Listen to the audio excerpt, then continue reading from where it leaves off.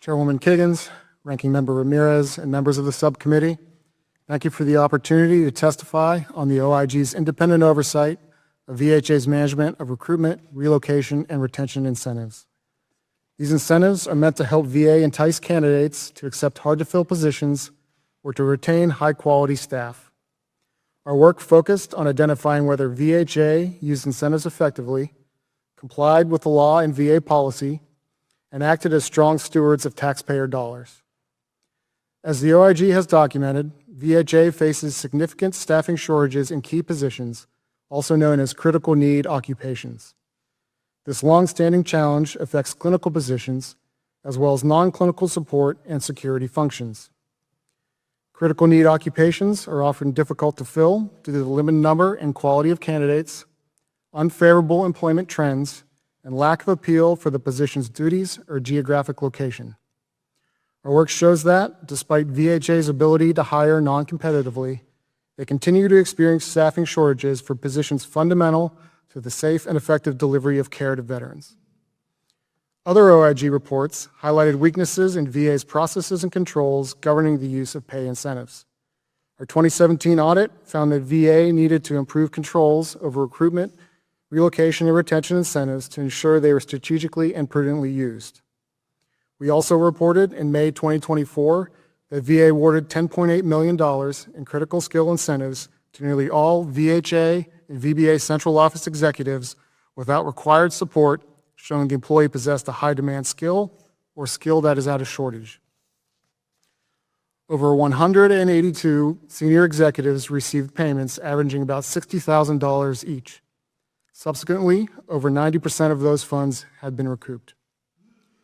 We closed the recommendations for both the 2017 and 2024 reports because VA provided sufficient evidence to show action had been taken to implement needed changes. However, the OIG continued to monitor VA's use of these important staffing tools. Last month, we published a report that evaluated VA's controls over and governance of recruitment, relocation, and retention incentives.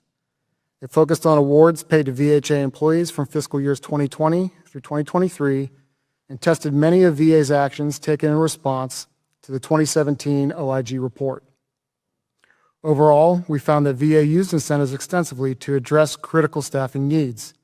In fiscal years 22 and 23, nearly 90% of incentives went to employees and occupations on staffing shortage lists. However, VA did not effectively govern the process to ensure that VHA officials consistently captured information required to support the awards. Key forms were missing or lacked sufficient justifications and approval signatures. This information helps confirm incentives are properly used and is needed to carry out effective oversight. Consequently, we found that VA's prior corrective actions to implement our 2017 report recommendations were not sustained as policies were not routinely followed. Overall, we estimated that the award justification could not be verified or is insufficient for 30% of VHA employees that received incentive payments. This amounted to about $341 million in incentives that were not adequately supported. Our team also found 28 VHA employees who received retention incentive payments long after their award period had expired. These individuals were improperly paid for an additional 8 years on average, totaling about $4.6 million. In conclusion, the OIG's oversight work has highlighted VHA's ongoing challenges with addressing severe occupational shortages in essential positions. Our reports have also shown that attempts to narrow those staffing gaps through recruitment, relocation, and retention incentives do not consistently follow requirements.